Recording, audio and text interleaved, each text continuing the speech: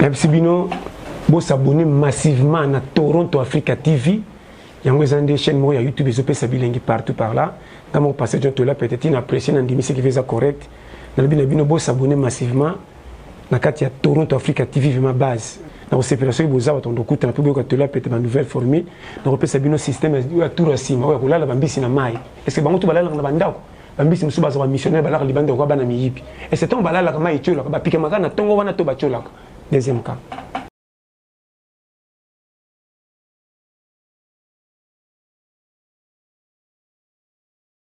Mbote, bonjour, bonsoir. Est-ce que vous avez vu l'union sur Toronto Africa TV? Ou vous avez chaîne Bino, tu vas qui bien Tokoya, à couper sa bino émission, ou c'est mille pour Nabino. Et le voici tout sur un cadre, il y a rubrique qui n'a pas 15 minutes d'actualité. Rubrique où il y a maintenant comme Nabino, couper sa bino d'actualité, tout les autres Kanaka, la République démocratique du Congo, parce que chaque jour, on a Nabiso. Et l'élo, Biso Toronto Africa TV, tu es le boss Nabino, la rubrique qui n'a pas 15 minutes d'actualité. Oyezali présenté par Justin Tangani comme moi comme serviteur Nabino au PC confiance pour accueillir la actualité na banda Nabino. Édition 29 juin 2020 à la une. Juge président de la Cour de cassation Dominique Tambwe Wakaniki a outi kozoni Samoli Monae Nyamokolo ya lelo na centre médical de Kinshasa au babengi yango SMK bisika azalaki interné. Esengeli boye ba ete liwa na e komi na moment oyo ba désordre ezali na coalition FCC cash oyo ezali kotia moi suspect na mboka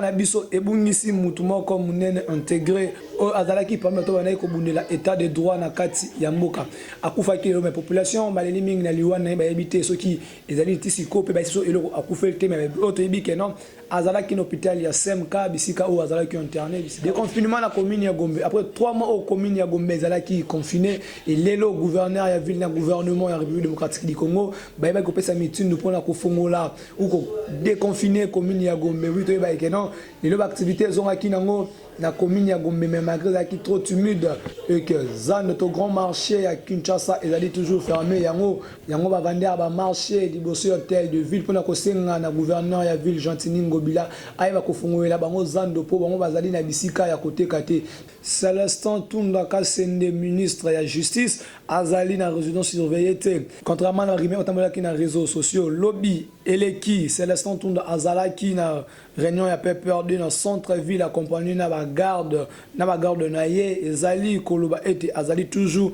copiloter poste naye azalaki ya kokangama mais après quelque temps oyo ayebaki kobima rimé atambola ki na réseaux sociaux ki mais c'est Tunda bakangi to balongoli maintenant et pourtant oyeba ete mais c'est Tunda soki juste biso ebengisa ki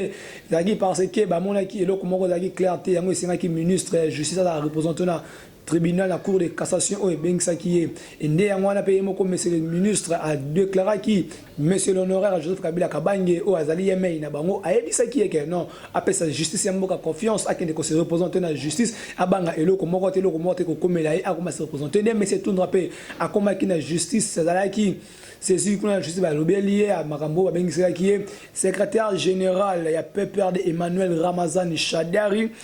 alobaki ba côté le nouveau dictature ya régime ya sika pe à promettre ba action pour na kotia fin na dictature oyo mais Emmanuel Ramazan Shadari o azali secrétaire ya grand parti il y a l'un des grands partis politiques na kati ya République démocratique du Congo, il y a PPRD kuma makanande ko Joseph Kabila Kabange. Alors qui bien que on peut pas nous intimider, to éviter ceux qui banane baza ko intimider bango soki zali baninga na bango baza na kati ya coalition baza ko intimider bango to éviter ceux qui zali bandeko ya cache to bandeko ya mukandi baza ko intimider bango to éviter alors bi ba ko pesa ba nouveau ordre pour na ko tia fin na régime ya dictature o zala ki na tango ya Mobutu et komi kozonga na mboka to éviter ceux qui président de la République qui est pas dictateur on ndenge bango ba moneli sima ya arrestation il y a M. Tundra, ministre de la Justice, Sengeli Boyebaïte, qui est Premier ministre Ilunga Kama, à Sengina, président de la République Félix Tshisekedi Tshilombo. Azaïba, qu'on a respect à la délibération, dans le conseil de ministre, Premier ministre à lobby, à prestation, il y a Célestin Tundra, et Ali de nature, provocation pour la démission,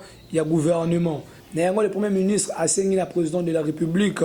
a saisi le conseil supérieur à la magistrature pour na kofongola action contre les magistrats oyo bakanga qui ministre de la justice ministre Ilunga Kama oya ko déclarer que non ce qui lié au gouvernement et ce qui né il a ko démissionner pourtant que mboka ya mito population a la poste que gouvernement et ba ko pour ce qui gouvernement quoi moi pas si msuse ko zonga na ngambu ya population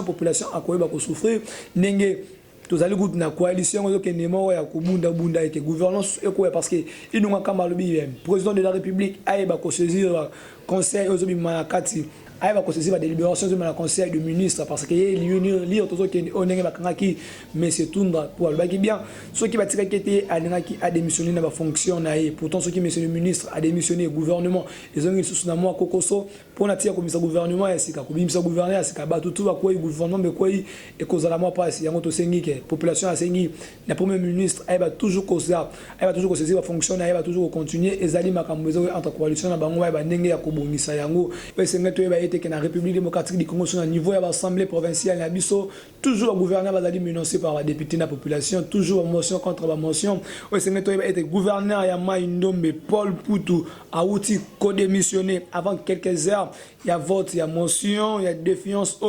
et pesamaki contre ye. Le gouverneur a Ndombe, mais c'est Paul Poutou a outil démissionné parce que la population n'a pas député provincial, qui n'a pas de poste. Le gouverneur a ville a outil Kolongwa. C'est le gouvernement a toujours évité niveau niveau assemblée provinciale zone kanakati mboka na biso assemblée provinciale na biso to éviter ni comme le bango ba gouverneur ba zo ba kokoya na kokoya to éviter soki ezali ba compte rendre entre ba député ba gouverneur parce que bango ne ba voter ki azala wana kaka bango na pesusu ba komi kolongola lisusu bango oye sengel to ba pona Paul Poutou gouverneur ya Mai Ndombe sengel ko ba ete Paul Poutou azala ki accusé pour la mauvaise gouvernance et c'est là qu'il y a mentionné au côté député au côté mentionné gouverneur et va colon parce qu'il va viser mauvaise gouvernance au niveau et à province ya Mai Ndombe mais c'est le gouverneur qu'on doit charge à gouverner Mboka au PSA qui est comme représentant du président de la République na kati ya Mboka wana et na ba détournement etanga que pourtant que toza notamment ko bengi état de droit au détourner mbongo ya l'état détourner mbongo ya population détourner mbongo ya peuple oyebi ko kende ko se représenter ndenge ngosala ki bayebi kolongola ye mais tant qu'il y a pe azala ki déjà présent en temps élection et vendre ko salama ayebe ko tika lettre ya démission na ye coronavirus RDC comme peine ya barre ya 7000 cas au Sénégal va été na 6938 cas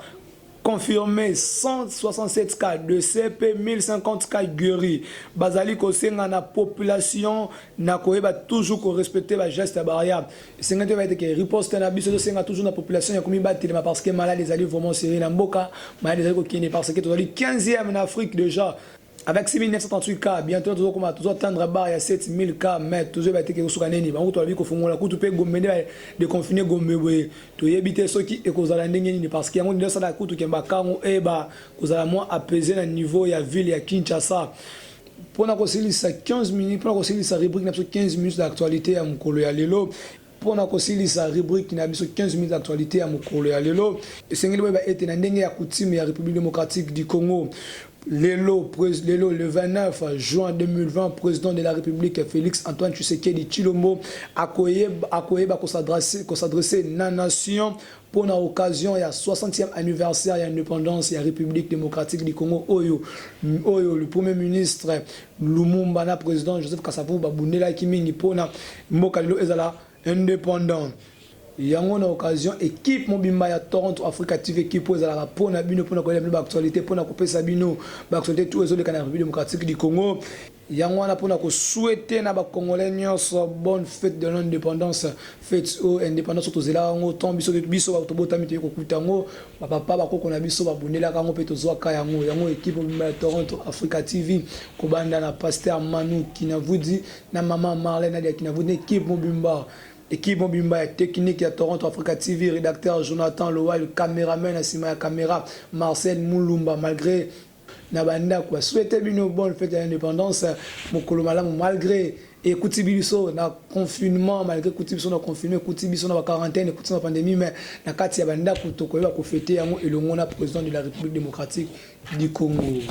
Nous vous prions de bien vouloir vous abonner à notre chaîne et pour mieux le faire, rassurez-vous d'avoir un compte Google ou Gmail, allez à l'application YouTube, lancez la recherche, écrivez Toronto Africa TV,